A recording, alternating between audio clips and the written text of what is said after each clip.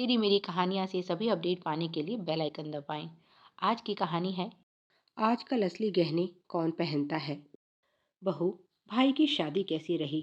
तुम्हारे माता पिता बहुत खुश दिख रहे थे। लगता है मोटा माल उनके हाथ लगा है। तभी ननद नैना बोली, क्या मम्मी, यह भी कोई कहने की बात हुई। आपने देखा नहीं, भाभी और उनकी बहनों के लिए भी लड़की वालों ने हार भेजे हैं। एक यहाँ है जो झुमकों से ही संतुष्ट होना पड़ा। लंबी आह छोड़ते हुए सासू जी बोली, अपनी अपनी किस्मत बेटी, नहीं तो हमारे घर में क्या कमी थी। सूरज बहू के भाई से तो कहीं ज्यादा काबिल है और तनख्वाह भी दोगुनी है। फिर भी हमें उसके लिए कोई अच्छा रिश्ता नहीं मिला। खैर छोड़ो पुरानी बातें, अब इनमें क्या रखा है। बहू, हम तो यहाँ यह देखने आई थी कि समधन जी ने हमारे लिए भी कुछ भेजा है या सिर्फ सारा प्यार बेटी पर ही लुटा दिया है। उनकी बात सुनकर सौम्या को बुरा तो ज़रूर लगा, पर अभी खुद उसकी शादी को 3 महीने हुए हैं, इसीलिए ज़्यादा बोलकर वह बात बढ़ाना नहीं चाहती। उसके परिवार ने तो सभी को शादी में बुलाया था, पर सासू जी के लिए उसके भाई की शादी में सम्मिलित होने से ज़्यादा ज़रूरी अपनी सहेली थी, और वह सौम्या के भाई की जगह अपनी सहेली की बेटी की शादी में शरीक होने चली गई थी। निमंत्रण तो नैना दीदी के घर भी भेजा गया था, पर माँ की मर्जी के बिना वह कहाँ आने वाली थी। पड़ोस में रहने वाली नीला आंटी सौम्या की मम्मी की अच्छी सहेली हैं। सौम्या और सूरज का रिश्ता उन्हीं ने करवाया था और उन्हीं से सास और ननद ने शादी की सारी जानकारी ली है। जब सास को पता चला कि सौम्या और उसकी बहनों को भी उपहार में हार दिए गए हैं, बस तभी से वह बेचैन हो गई और माँ बेटी मिलकर तरकीब लगा रही हैं किस तरह से वह हार सौम्या से लेकर अपने कब्जे में किया जाए। सौम्या के बाकी गहने भी तो सास की कस्टडी में है। जब भाई की शादी में पहनने के लिए उसने गहने मांगे तो सास ने यह कहते हुए इनकार कर दिया, आजकल असली गहने कौन पहनता है। बाजार में एक से बढ़कर एक आर्टिफिशियल ज्वेलरी उपलब्ध है। ऐसे में असली गहने पहनने का रिस्क कौन ले। वैसे भी तुम्हारे गहने बहुत भारी हैं, ऊपर से गर्मी का मौसम है, तुम बिना वजह परेशान हो जाओगी। मेरे पास कुछ हल्के आर्टिफिशियल सेट रखे हैं, उन्हीं को साथ ले जाओ। अगर खो भी गए तो कम नहीं होगा। बहू, अभी तुम बच्ची हो और तुम्हारी लापरवाही की आदत से मैं अच्छी तरह से वाकिफ हूँ। ना बाबा ना, तुम्हें गहने देकर मैं अपनी जान को आफत मोल नहीं ले सकती। और वैसे भी शादी तुम्हारे मायके में है, ससुराल में होती तो भी मैं कुछ सोचती। सौम्या उनका इशारा समझ रही थी, क्योंकि शादी के बाद इन 3 महीनों में उसकी अंगूठी और सोने की चेन गायब हो चुकी है, या यूं कहें ननद रानी की भेंट चढ़ चुकी हैं। सब कुछ जानते हुए भी सौम्या केवल सूरज के कारण चुप है। बड़ी सरलता से सास ने अपनी चोरी को उसकी लापरवाही का नाम देकर ढक दिया है, जबकि असलियत वह और सूरज दोनों जानते हैं। यह अंगूठी और चेन उसे सूरज ने उपहार में दी थी, जिसकी जानकारी सास को बाद में हुई और वह इस बात से नाराज थी। इसीलिए अवसर पाकर उन्होंने यह दोनों चीज़ें बेटी को दे दी और सौम्या पर लापरवाह होने का इल्ज़ाम लगाकर घर में हंगामा खड़ा कर दिया।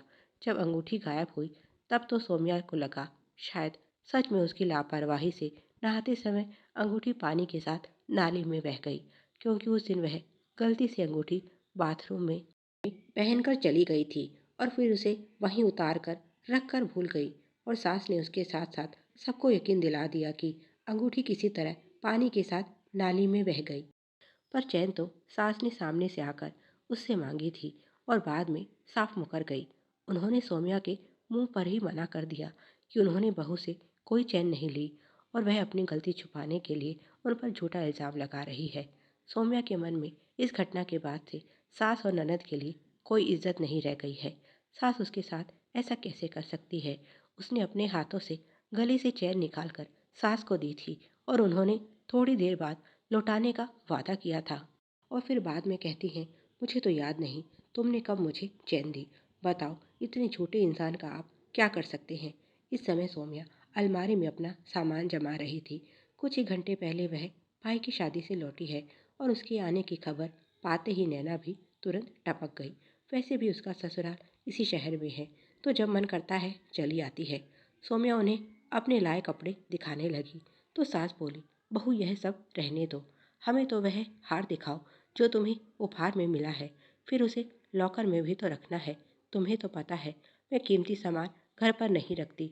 सौम्या मुस्कुराई और बोली, माँ जी, वह तो मैं नहीं लाई। आप तो जानती ही हैं मेरी लापरवाही की आदत, इसीलिए मैंने उसे माँ के पास ही रखवा दिया। अब चाहे हार यहाँ हो या वहाँ, क्या फ़र्क पड़ता है। पहनना तो वैसे भी नहीं है, क्योंकि आप ही कहती हैं आजकल असली गहने पहनने का ज़माना नहीं रहा। यह सुनकर सास नाराज़ हुई।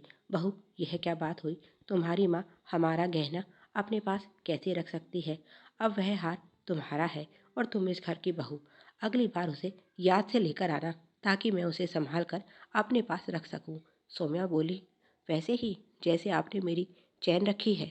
यह सुनकर सास बगले झांकने लगी। सौम्या बोली, माँ जी, सच्चाई हम दोनों जानती हैं। आप चाहे कितना भी इनकार कर ले, एक चैन के जाने से मुझे तो ज़्यादा फर्क नहीं पड़ा, पर मेरी नज़रों में आप बिल्कुल गिर चुकी हैं। और अब इसके बाद मैं दोबारा आपकी बातों में आने वाली नहीं। और संभालने के नाम पर आपने जो मेरे गहनों पर कब्जा कर रखा है, उसे भी मैं अच्छी तरह समझती हूँ। उन गहनों का इस्तेमाल कहाँ और कौन कर रहा है, यह भी जानती हूँ। कुछ दिनों पहले एक रिश्तेदार की शादी में नैना उसके गहने पहनकर पहुँच गई थी, और जब सौम्या से आमना सामना हुआ तो वह शर्म से पानी पानी हो गई थी। घर आकर सूरज ने भी इस बात पर नाराज़गी जता दी थी। माँ, यह क्या बात हुई। जिसके गहने हैं उसे आप पहनने के लिए नहीं देती, और जिसका उन पर कोई हक नहीं, वह सरेआम उनकी नुमाइश करती घूम रही थी। माँ, इसमें सुप्रिया की नहीं हमारी बेइज्जती है, सब जानते हैं। नैना ने भाभी के गहने पहने हुए थे। उस समय सासू जी बेटे के सामने तो बात को गोलमोल कर गई, पर ससुर जी ने साफ साफ बोल दिया था, बहू को उसके गहने लौटा दो। तुम्हारा या तुम्हारी बेटी का उन पर कोई हक नहीं। अगर वह उन्हें नहीं पहनती तो इसका मतलब यह नहीं नैना उसके गहने पहने। रही बात उसकी लापरवाही की, उसके गहने हैं, जो चाहे करे। हमने उसे देकर अपना कर्तव्य पूरा किया। उस दिन सासू जी ने अच्छा खासा ड्रामा क्रिएट किया, पर उसे गहने नहीं लौटाए। सौम्या ने भी घर में शांति के लिए इस विषय में चुप्पी साध ली, और उसे यह भी डर था कहीं सासू जी एक बार गहने लौटाने का नाटक करके बाद में उसके सारे गहने ही साफ ना कर डाले। अभी उसके पास एक अवसर और है अपने देवर की शादी का, और वह तब तक इंतज़ार करने के लिए तैयार है। सौम्या उनकी नीयत उसी समय समझ गई थी। आज नहीं तो कल सासू जी को उसके गहने तो लौटाने होंगे, पर विश्वास और सम्मान जो इनके रिश्ते से जा चुका है, शायद ही कभी लौट कर आए। सौम्या की खरी खरी बातें सुनकर सास और ननद कमरे से चलती बनी, क्योंकि वह तो यहाँ सिर्फ हार के लिए आई थी। जब वही नहीं है तो उनका यहाँ क्या काम। और सौम्या अपने काम में फिर से जुट गई। प्यारे दोस्तों, आप सभी की सुविधा के लिए चैनल पर सैकड़ों कहानियाँ विभिन्न प्लेलिस्ट के रूप में उपलब्ध है। उन्हें भी पढ़ें और अपना प्यार दें। धन्यवाद। Please like, share and subscribe. Thanks for watching.